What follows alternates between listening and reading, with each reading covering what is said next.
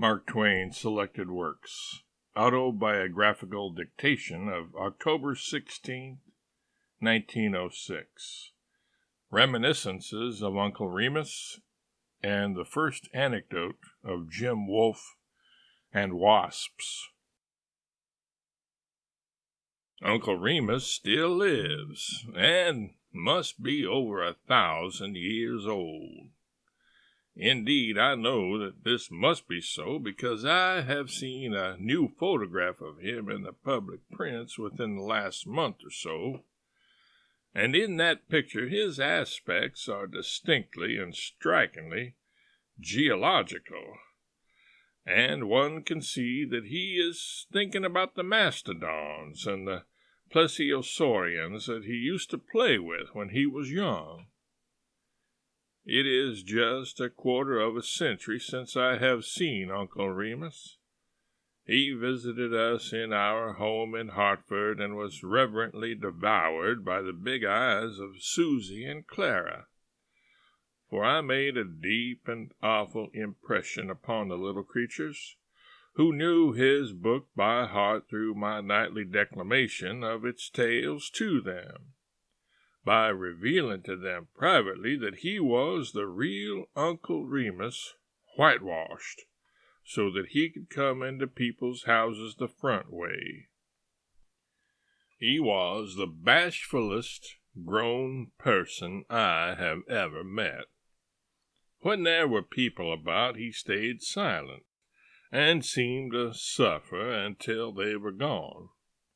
But he was lovely nevertheless, for the sweetness and benignity of the immortal Remus looked out from his eyes, and the graces and sincerities of his character shone in his face.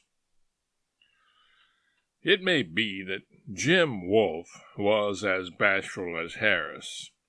It hardly seems possible, yet as I look back 56 years and consider Jim Wolfe, I am almost persuaded that he was. He was our long, slim apprentice in my brother's printing office in Hannibal. However, in an earlier chapter I have already introduced him. He was the lad whom I assisted with uninvited advice and sympathy the night he had the memorable adventure with the cats. He was 17, and yet he was as much as 4 times as bashful as I was, though I was only 14. He boarded and slept in the house, but he was always tongue-tied in the presence of my sister, and when even my gentle mother spoke to him, he could not answer save in frightened monosyllables. He would not enter a room where a girl was. Nothing could persuade him to do such a thing. Once, when he was in our small parlor alone, 2 majestic old maids entered and seated themselves in such a way that Jim could not escape without passing by them. He would as soon have thought of passing by one of Harris's plesiosaurians, 90 feet long. I came in presently, was charmed with the situation, and sat down in a corner to watch Jim suffer and enjoy it. My mother followed a minute later, and sat down with the visitors and began to talk. Jim sat upright in his chair, and during a quarter of an hour he did not change his position by a shade. Neither General Grant nor a bronze image could have maintained that immovable pose more successfully. I mean as to body and limbs. With the face there was a difference. By fleeting revealments of the face, I saw that something was happening, something out of the common. There would be a sudden twitch of the muscles of the face, an instant distortion, which in the next instant had passed and left no trace. These twitches gradually grew in frequency, but no muscle outside of the face lost any of its rigidity, or betrayed any interest in what was happening to Jim. I mean, if something was happening to him. and I knew perfectly well that that was the case. At last a pair of tears began to swim slowly down his cheeks amongst the twitchings, but Jim sat still and let them run. Then I saw his right hand steal along his thigh until halfway to his knee, then take a vigorous grip upon the cloth. That was a wasp that he was grabbing. A colony of them were climbing up his legs and prospecting around, and every time he winced, they stabbed him to the hilt.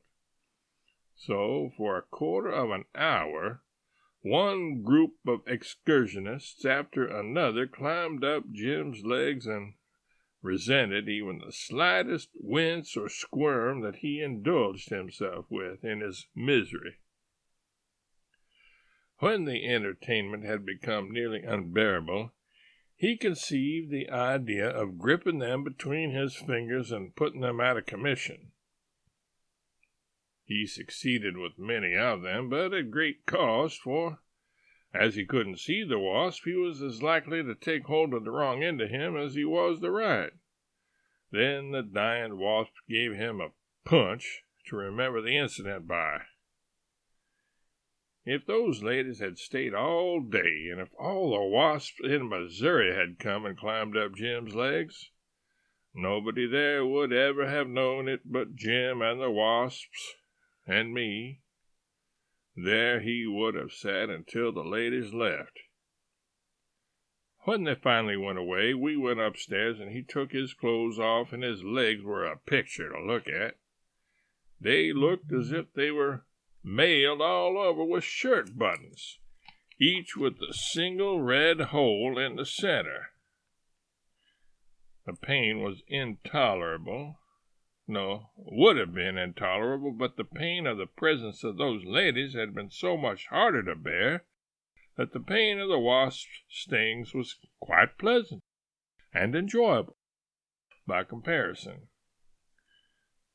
Jim never could enjoy wasps.